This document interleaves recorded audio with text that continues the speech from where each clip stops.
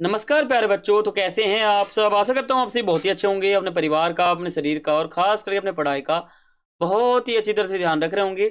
तो प्यारे बच्चों, मेरा नाम है अर्जुन और मैं आप सभी का अपने YouTube channel NCERT study point पर बहुत बहुत हार्दिक स्वागत करता हूँ। तो प्यारे बच्चों, आपको पता होगा कि हमने क्लास 12th का जो फिजिकल एजुकेशन का सब्जेक्ट है, यानी शारीरिक शिक्षा का जो सब्जेक्ट है, उसका हमने न्यू कोर्स स्टार्ट किया था। न्यू कोर्स जो कि सेशन 2023 और 24 के बच्चों के लिए है। जो सेशन अभी चल रहा है 2023-24 का ही चल रहा है।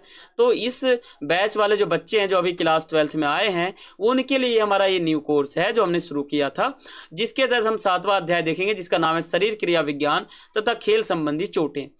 देखो, 2024 में आपका CBSE का बोर्ड एग्जाम होगा। डेट शीट आ चुका है CBSE का। अगर आप भी CBSE बोर्ड के छात्र हो ना, तो चैनल को सब्सक्राइब कर लेना और बेल आइकन पर क्लिक कर लेना, ठीक है।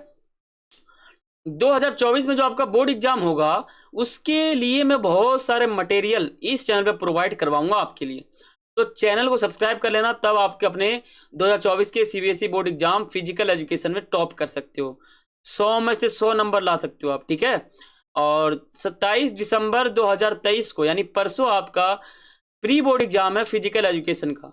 तो उसका एक सैंपल क्वेश्चन पेपर, कैसा वो पेपर आएगा आपका परसों वाला प्री बोर्ड वाला फिजिकल एजुकेशन का क्लास 12th का, तो वो मैंने अपने चैनल पे एक वीडियो बना रखा है, प्रोवाइड करवा दिया आपको।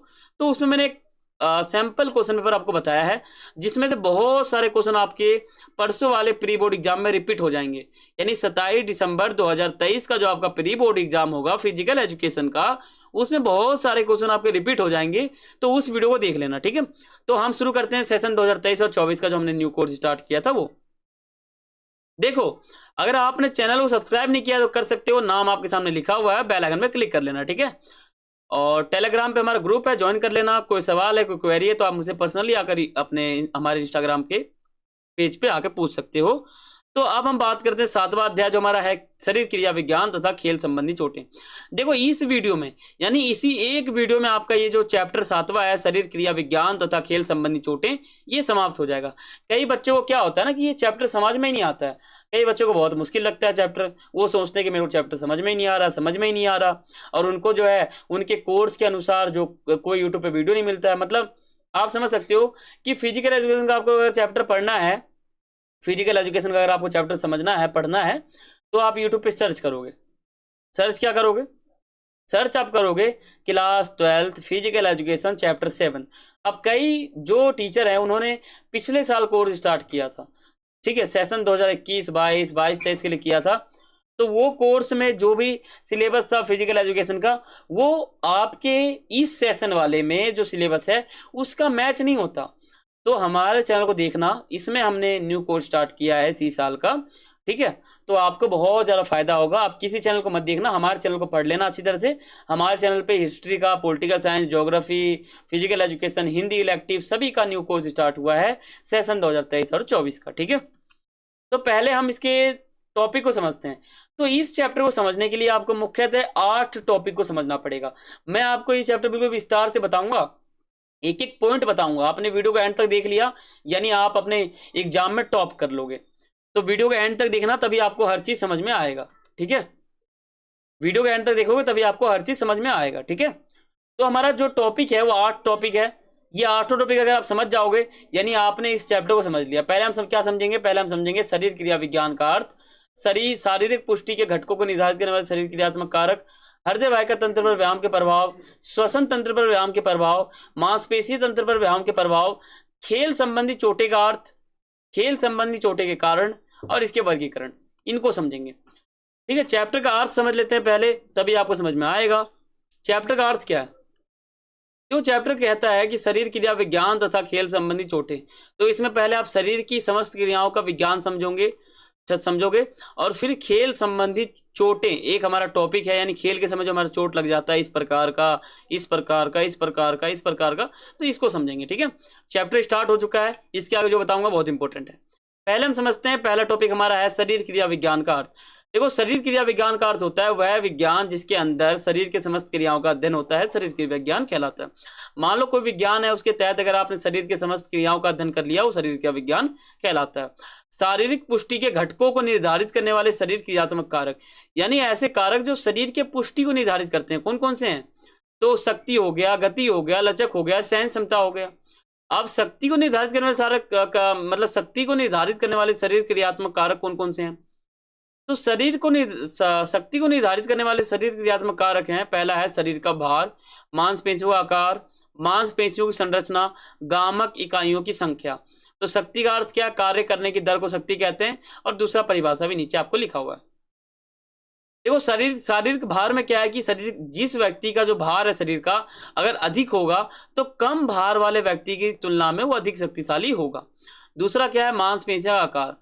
जैसा मनुष्य का मांसपेशियों का आकार होगा वो और ज्यादा उसके अंदर शक्ति होगा। मांसपेशियों की संरचना, जिस व्यक्ति की बनावट बहुत अच्छी होगी वो और ज्यादा शक्तिशाली होगा। गामक इकाइयों की संख्या, जिस व्यक्ति के शरीर में गामक इकाइयों की संख्या अधिक होगी वो और ज्यादा शक्तिशाली होगा। अब गति को निर्धारित करने वाले शरीर क्रियात्मक कारक कौन कौन से हैं? पहले आप गति का अर्थ समझ लो। तो गति का अर्थ होता है कम से कम समय में अधिक से अधिक दूरी तय करना। ठीक है, तो गति को निर्धारित करने वाले शरीर क्रियात्मक कारक हमारा पहला है मांसपेशियों की संरचना, स्नायु संस्थान की गतिशीलता, विस्फोटक शक्ति, लचक, उपाच्य शक्ति। ठीक है, मांसपेशियों की संरचना के अंदर क्या है कि जिस व्यक्ति की मांसपेशियों की संरचना आकार में बड़ी होती है वो उतनी ज्यादा गतिशील होता है। मान लो कोई लंबा आदमी है, उसका टांग लंबा होगा, पैर लंबा होगा, तो वो यहाँ से सीधा यहाँ छलांग मारेगा और स्पीड दौड़ेगा। कोई छोटा आदमी, उसका पैर यहाँ से यहाँ तक जाता है तो कम दौड़ेगा। ठीक है, स्नायु संस्था की गतिशीलता ये आप इसमें पढ़ सकते हो। ठीक है, विस्फोटक शक्ति में क्या होता है? जब मनुष्य दौड़ता है तो उसमें एक शक्ति का विस्फोट हो जाता है। अगर व्यक्ति उस शक्ति को सहन कर लेता है तो काम उसका चल जाता है। लचक में क्या है? अगर जिस व्यक्ति के शरीर में लचक नहीं होगा तो उसके अंदर गति भी नहीं होगा। उपाच्य शक्ति में क्या है? तो तीव्र गति से कार्य करने के लिए मांसपेशियों की अधिक ऊर्जा की आवश्यकता होती है, और यदि व्यक्ति की उपाच्य शक्ति कम हो तो मांसपेशियों में एडिनोसिन ट्राइफॉस्फेट एटीपी, ठीक है, एटीपी तथा जो हमारा सीपी है इसकी मात्रा कम हो जाती है, जिसके कारण जो व्यक्ति है उसमें गति भी कम हो जाती है। ठीक है, तो ये आप समझ सकते हो। ठीक है, तो अब हम चलते हैं आगे। देखो, सहन क्षमता को निर्धारित करने वाले शरीर क्रियात्मक कारक कौन कौन से हैं? सहन क्षमता यानी जो क्षमता होती है उसको सहन करना या फिर थकने के बाद कार्य को जारी रखना। तो सहन क्षमता का अर्थ हो जाता है थकने के बाद किसी कार्य को जारी रखना। अब सहन क्षमता को निर्धारित करने वाले शरीर क्रियात्मक कारक हमारा पहला हो जाएगा एरोबिक क्षमता, लैक्टिक अम्ल की सहनशीलता या फिर सहन क्षमता, मितव्यय गति तकनीक, मांसपेशियों की संरचना। ठीक है, अब एरोबिक क्षमता भी तीन प्रकार से हो जाते हैं। पहला हो जाता है हमारा ऑक्सीजन ग्रहण करने की क्षमता, ऑक्सीजन का परिवहन और ऑक्सीजन का उपयोग। ये माइंड मैपिंग है, यानी मस्तिष्क मानचित्र। ठीक है, तो माइंड मैपिंग बहुत इंपॉर्टेंट है, इसको समझोगे तो आपको समझ में आ जाएगा। देखो, एरोबिक क्षमता क्या होता है? सांस लेते हैं छोड़ते हैं, वो एरोबिक क्षमता कहलाता है। अब ऑक्सीजन ग्रहण करेंगे एरोबिक क्षमता में तो वो हो जाता है। ऑक्सीजन का परिवहन हम कितना लेते हैं, कितना छोड़ते हैं। ठीक है, ऑक्सीजन का उपयोग हम कैसे कर रहे हैं, ऊर्जा भंडार कैसे हो रहा है, तो ये सब आप पढ़ सकते हो यहाँ पर देखकर। ठीक है, मैं आपको पढ़ के नहीं बता रहा हूँ क्योंकि वीडियो लंबा हो जाएगा, फिर आप उतना देख नहीं पाओगे। लैक्टिक अम्ल की सहनशीलता का मतलब क्या है? जब मनुष्य थक जाता है ना, उसमें एक अम्ल का निर्माण हो जाता है, उसको सहन कर लेगा तो बस अच्छा शक्तिशाली हो जाएगा वो, मतलब अच्छा सहन क्षमता उसके अंदर हो जाएगा। मितव्यय गति तकनीक, तो मितव्यय ढंग से की गई शारीरिक गतिविधियों के कारण ऊर्जा की कमी खपत होती है। इसी कारण किसी भी गतिविधियों को लंबे समय तक जारी रखना सहन क्षमता में वृद्धि हो जाता है। मतलब इसके कारण मितव्यय गतिविधि तकनीक के कारण ही सहन क्षमता में वृद्धि देखने को मिलता है। मांसपेशियों की संरचना चारों में कॉमन है, गति में भी, शक्ति में भी, लचक में भी, ठीक है, और सहन क्षमता में भी। ठीक है, मांसपेशियों की संरचना आप यहाँ पे पढ़ सकते हो। अब बात करते हैं लचक को निर्धारित करने वाले शरीर क्रियात्मक कारक। लचक को हम लोच भी बोलते हैं। ठीक है, लचक का दूसरा नाम क्या है? लोच। तो अपने शरीर में जोड़ों का अधिकतम विस्तार करना लचक कहलाता है। लचक को निर्धारित करने वाले शरीर क्रियात्मक कारक कौन कौन से हैं? मांसपेशीय शक्ति, जोड़ों की बनावट, आयु, लिंग, मांसपेशी खिंचाव, वातावरण, चोट।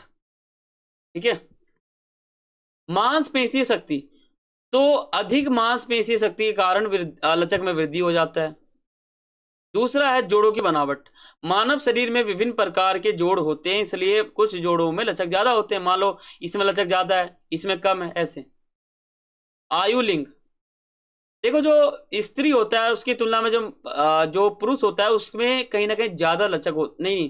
देखो यहाँ पे समझो, जो पुरुष होता है ना उसकी तुलना में जो महिला होती है उसके अंदर बहुत ही ज्यादा लचक होता है। पुरुष के अंदर कम लचक होता है, महिला के मुकाबले, और महिला में अधिक लचक होता है। ठीक है।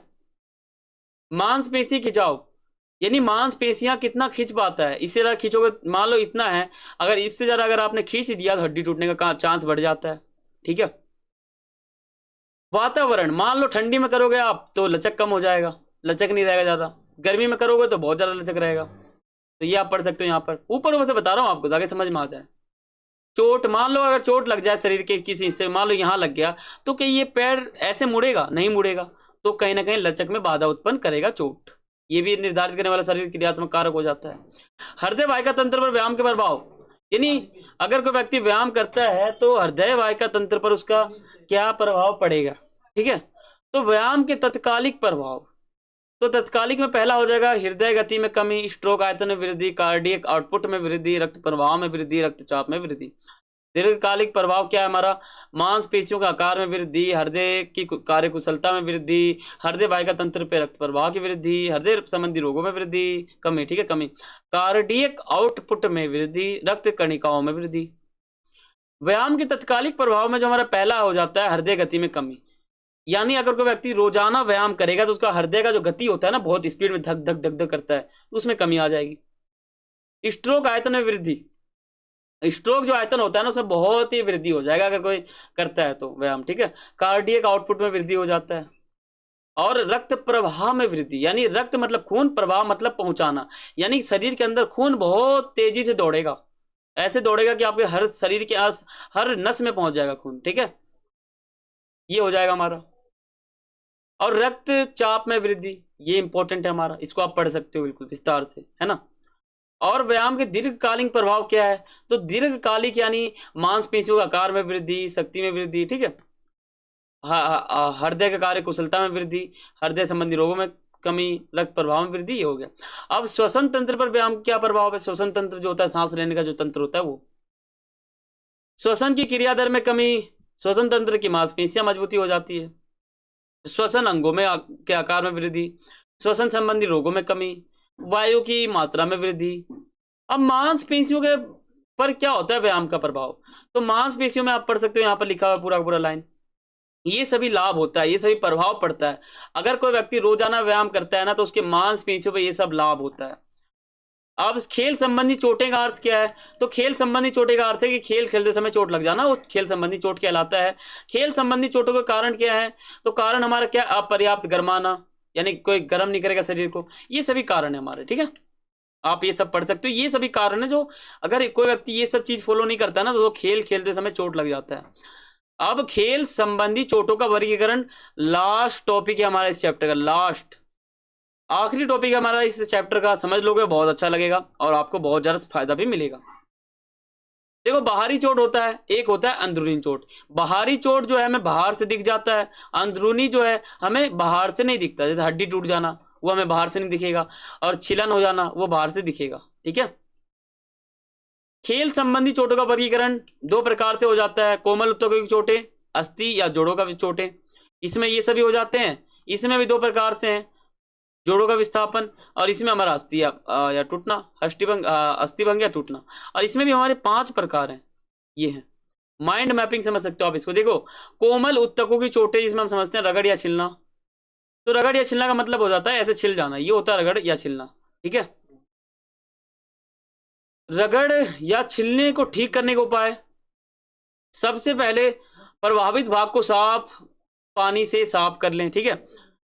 फिर किसी साफ कपड़े से उसको पोंछ लें। जैसे मान लो ये फुट गया, इस पर डिटोल लगाओगे आप, रुई लगाओगे, और एक क्रीम आता है, यहाँ बताऊँ आपको, एंटीसेप्टिक क्रीम, ये आता है मेडिकल में, वो आप यहाँ लगा सकते हो। ठीक है। यदि चोट ज़्यादा गंभीर हो तो तुरंत डॉक्टर को कॉल करें, ये होता है ठीक करने का उपाय।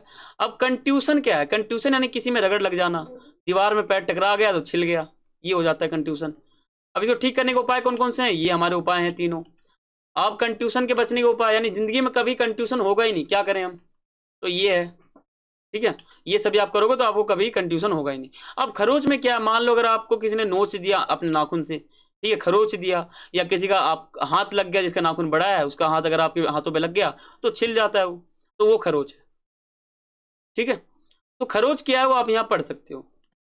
अब खरोच को ठीक करने के उपाय कौन कौन से हैं? तो ये उपाय हैं, पहला, दूसरा, तीसरा, चौथा, पांचवा। ये पांचों जो है ना, ये है खरोच को ठीक करने के उपाय। अब खरोच कभी लगे ही ना, ऐसा क्या करेंगे हम? तो ऐसा आप यहाँ पे पूरा पढ़ोगे तो आपको समझ में आ जाएगा कि ऐसा क्या करें जिससे हमें कभी भी जो है खरोच लगे ना। अब चीरा यानी मान लो अगर आपने एक ब्लेड लाया आपने 5 रुपए वाला, उस ब्लेड को हाथ पे चला दिया, तो क्या होगा, जो रक्त है ना वो बाहर निकलेगा और ऐसा निशान बन जाएगा। ये होता है क्या, ये चीरा होता है। यानी एक ब्लेड को आप अपने हाथ पे चला दोगे ना स्पीड में, तो वो हो जाता है चीरा। उससे क्या होगा, अपने आपके हाथ का जो नस होता है वो कट जाएगा। नस भी कट सकता है, ब्लड का जो है आह्वान भी हो सकता है, ब्लड जो है यानी जो रक्त है वो उसका प्रभाव हो सकता है। तो ये हो सकता है चीरा। तेज किनारे वाली जो वस्तुएं होती है जैसे ब्लेड हो गया, उसके कारण हो जाता है। जो धमनियां होती है, जो सिराएं होती है, जो नस होता है वो कट सकता है उस ब्लेड के कारण। चीरा को ठीक करने के उपाय कौन कौन से हैं? ये सभी उपाय हैं। अगर मान लो एक कट गया तो आप क्या करोगे? तो ये उपाय हैं। देखो फिजिकल एजुकेशन में सब्जेक्ट है, इसलिए आपको ये सब पढ़ना पड़ रहा है और बहुत इंपॉर्टेंट भी है। चीरा के बचने के उपाय, यानी चीरा से अगर बचना है आपको हमेशा के लिए, तो क्या करोगे आप? कभी आपको चीरा लगे ही ना, तो ऐसा क्या करना है? तो वो पॉइंट है। मोच में क्या होता है, अगर आप चल रहे हो तो अचानक से आपका पैर मुड़ गया तो वो मोच कहलाता है। तो ये हम समझ सकते हैं इस मोच में। अब मोच को ठीक करने के उपाय कौन कौन से हैं? तो ये उपाय हैं। इसमें हम दो चीज समझेंगे, प्राइज और माइस। ठीक है, इसका फुल फॉर्म देख लो आप, ये है इसका फुल फॉर्म और इसका फुल फॉर्म ये है। तो इन दोनों को समझना है। ये दोनों ही विधि हैं जिनको ठीक, मोच को अगर ठीक करना है तो इन दोनों विधि को अपनाना पड़ेगा। ठीक है, तो प्राइस क्या है? देखो इसमें क्या होता है, 24 घंटे से लेकर 48 घंटे के बीच इस प्रक्रिया को अपनाना पड़ता है मोच को ठीक करने के लिए। ठीक है, विधि क्या है, क्या क्या करना पड़ता है? तो सुरक्षा, आराम, बर्फ, दबाव, ऊपर उठाना, ये सब चीज हो जाता है। ठीक है, माइस में क्या है, माइस की विधि यानी ये जब ये तब अपनाया जाता है जब सूजन थोड़ा सा मतलब सूजन जो है ना समाप्त हो जाता है, तब ये माइस अपनाया जाता है। इसकी विधि क्या है? इसकी विधि आपके सामने पूरा विस्तार से मैंने लिख रखा है, गतिशीलता, बर्फ, दबाव, ऊपर उठाना। ठीक है, मोच से बचने के उपाय, कभी मोच लगेगा ही नहीं, ऐसा क्या क्या करेंगे? तो ये आप पढ़ सकते हो यहाँ पर। खिंचाव, खिंचाव में क्या है कि मान लो किसी ने आपका पैर स्पीड में खींच दिया, तो उससे क्या होता है, हड्डी पे जोर पड़ता है। ठीक है, तो ये हो जाता है। खिंचाव की मांसपेशी का सबसे मजबूत चोट है, यानी बहुत ऐसा चोट है जो बहुत ही खतरनाक है, मांसपेशियों से जुड़ा हुआ है। तो ये आप पढ़ सकते हो। खिंचाव को ठीक करने के उपाय कौन कौन से हैं?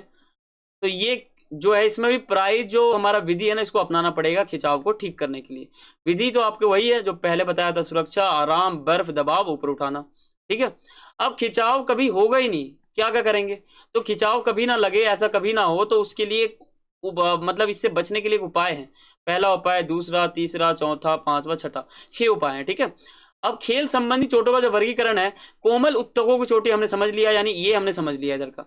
अब हम ये समझेंगे, इसके 2 प्रकार हैं, पहला दूसरा, तो इसको समझेंगे, इनके 3 समझेंगे। ठीक है, तो जोड़ों का विस्थापन का मतलब है जोड़ जो है यानी हड्डी जो है ना, ये कोना वाला, इसका विस्थापित हो जाना कहीं, ये होता है जोड़ों का विस्थापन। अभी 3 प्रकार से होता है। या तो ये विस्थापित हो जाए, मान लो आपका जो सिर है वो किसी ने दीवार पे स्पीड में एक तरह से धकेल दिया दीवार पे, तो आपका जो जबड़ा है ना वो टेढ़ा हो जाएगा, यानी मुंह का जो हड्डी है ना वो टूट जाएगा। मान लो अगर आप खुद देखो, अगर आपका जो सिर है किसी ने दीवार पे 4 फुट की दूरी से पटका, यानी 4 फुट से ले गया और दीवार पे पटक दिया, तो क्या होगा, आपका जो जबड़ा है वो टेढ़ा टेढ़ा सा हो जाएगा, टूट जाएगा ये हड्डी। देख लो, ये दांत इधर है और ये इधर जा रहा है। ठीक है ना, डिसलोकेशन हो जाएगा ये। देखो इसमें क्या होता है, ये पूरा ऐसा चीज है इसमें, जो ये चीज है ये टेढ़ा हो जाएगा, सीधा सी बात है ये। जबड़े का विस्थापित हो जाना, निचले जबड़े का, निचले यानी नीचे, जबड़ा यानी ये वाला। अब देखो कंधे या जोड़ों का विस्थापन, मान लो किसी ने आपके कंधे पे एक हथौड़ा मार दिया, तो आपका जो कंधा है वो नीचे जाएगा, यानी आपका जो हड्डी है वो टूटेगा। ये देखो, ये जो टॉपिक आपको बता रहा हूँ ना, ये खेल संबंधी चोटें जो टॉपिक था ना चैप्टर के अंदर, वही है पूरा का पूरा, और आपके बुक में विस्तार से बता रखा है। देखो अब है कुल्हे के जोड़ का विस्थापित, यानी जो आप ये कमर देख रहे हो, कमर के साइड वाला जो हड्डी होता है, जो आप अपने साइड में देख सकते हो, राइट साइड में देखो, तो ये जो हड्डी होता है ये होता है कुल्हे के जोड़ का विस्थापित हो जाना। अगर मान लो आप किसी चीज से टकरा गए, अगर आप बाइक चला रहे हो, आप गिर गिर गए, तो ये आपका हड्डी टूट सकता है, ज्यादातर चांस वहीं पर होता है। यहाँ पढ़ सकते हो। ठीक है, तो ये वहां पर ज्यादातर होता है। या आप कार चला रहे हो, आपका एक्सीडेंट हो गया तो हो सकता है। जोड़ों के विस्थापन को ठीक करने के उपाय, ऐसे कौन से उपाय है जिससे हम ये कोई भी चीज कर लें, मान लो ये जोड़ निचले जबड़े का हो गया विस्थापित, या मान लो ये कंधे का विस्थापित हो गया, या मान लो इसका हो गया, ठीक है, या मान लो यही है, इसका हो गया, तो इसको हम ठीक कैसे करेंगे, उपाय क्या है? तो ये मान लो डॉक्टर को कॉल करें, तुरंत जो है ना इसको सुधारें, ये सभी विधि यहाँ पर पूरा लिखा गया है। अब यहाँ पे हमने क्या समझा, जोड़ों का विस्थापन जो ये तीनों है ये हमने समझ लिया। अब हम अस्थि भंग या टूटना का जो ये 5 प्रकार है इसको समझेंगे। तो अस्थि भंग का मतलब हो जाता है अस्थि का भंग हो जाना, ठीक है, अस्थि टूट जाना, अस्थि जो है अपने जगह से हिल जाना, वो अस्थि भंग कहलाता है। हड्डी टूटने को आमतौर पर फ्रैक्चर कहते हैं, अगर थोड़ा सा हड्डी टूटता है ना तो उसको हम हेयर फ्रैक्चर कहते हैं, ठीक है। अब देखो कच्ची अस्थि भंग का मतलब है कि थोड़ा सा हड्डी टूट जाना, जैसे बच्चे हैं, ठीक है, जो छोटे बच्चे होते हैं उनका हाथ पैर बहुत ही मुलायम होता है, अगर आपने उसके हाथ को पकड़ के थोड़ा सा भी मोड़ दिया ना तो वह हड्डी टूट सकता है, ठीक है। तो क्योंकि उनका जो शरीर है वो मुलायम होता है, ठीक है, ये होता है, ये होता है कच्चा अस्थि भंग, यानी अस्थि टूटा तो है लेकिन बहुत ही कच्चे लेवल पे टूटा है। अब अस्थि भंग को मतलब कच्ची अस्थि भंग को ठीक करने का उपाय क्या है? जैसे मान लो यहाँ पे हड्डी टूट रखा है पैर का, ये एक्सरे है, तो एक्सरे को आप देखोगे तो यहाँ पर देखो टूटा हुआ है, तो इसको आप कैसे ठीक कर सकते हो, क्या कैसे होगा ठीक, आप वो सोचो, तो ये आप पढ़ सकते हो।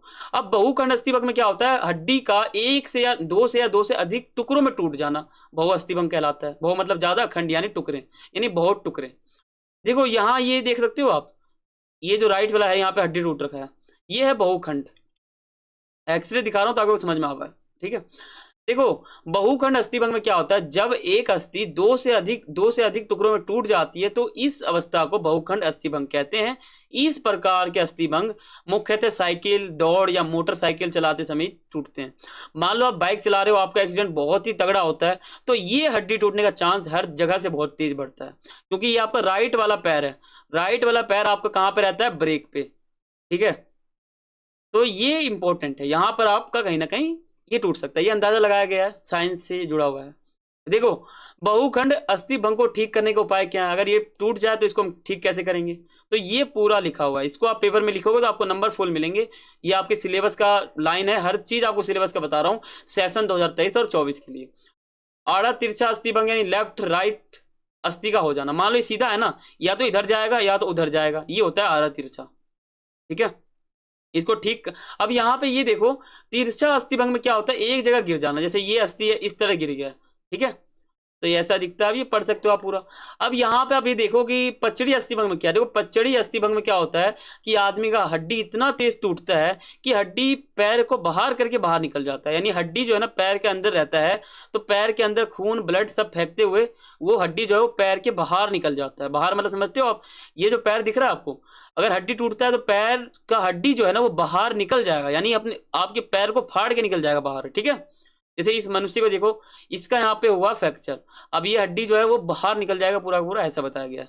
पचड़ी अस्थिभंग में होता है कि हड्डी ऐसे टूट जाए, चकनाचूर हो जाएगा, उसको अभी जोड़ ही ना सके, ठीक है, वो होता है पचड़ी अस्थिभंग में। वो जब होता है जब आप 3 बिल्डिंग से 4 बिल्डिंग से 5 बिल्डिंग से अगर गिरोगे, तकरीबन 100 फुट या 200 फुट से अगर आप गिर गए तो आपका ये पचड़ी अस्थिभंग जरूर होगा, क्योंकि ये पचड़ी अस्थिभंग होना कोई आम बात नहीं है, ये तभी होता है जब मनुष्य 200-300 फुट के ऊपर से गिरता है, ठीक है। तो ये पचड़ी अस्थिभंग था। अब इसको ठीक करने का उपाय क्या है, अब इसको ठीक करने का उपाय तो सीधा सा ऑपरेशन होता है, ठीक है, हॉस्पिटल जाते हो, ये सब होता है। अब बाकी यहाँ पढ़ सकते हो आप। अब इसके बाद ये हमारा हो जाता है चैप्टर समाप्त। आशा करता हूँ आपको चैप्टर समझ में आया होगा और आपका जो प्री बोर्ड एग्जाम परसों है उसमें आप अच्छे नंबर ले पाओगे, और 2024 में आपका बोर्ड एग्जाम होगा उसमें आप और अच्छे नंबर ले पाओगे। तो मुझे आप कमेंट करके बताना कि आपको वीडियो कैसा लगा है, अगर अच्छा लगा है तो बहुत ही अच्छी बात है, अगर अच्छा नहीं लगा तो क्यों नहीं लगा वो भी आप बताना मुझे, ठीक है। तो सब्सक्राइब करना और बेल आइकन पर क्लिक करना, वीडियो को लाइक करना और कमेंट करके बताना आपको वीडियो कैसा लगा है।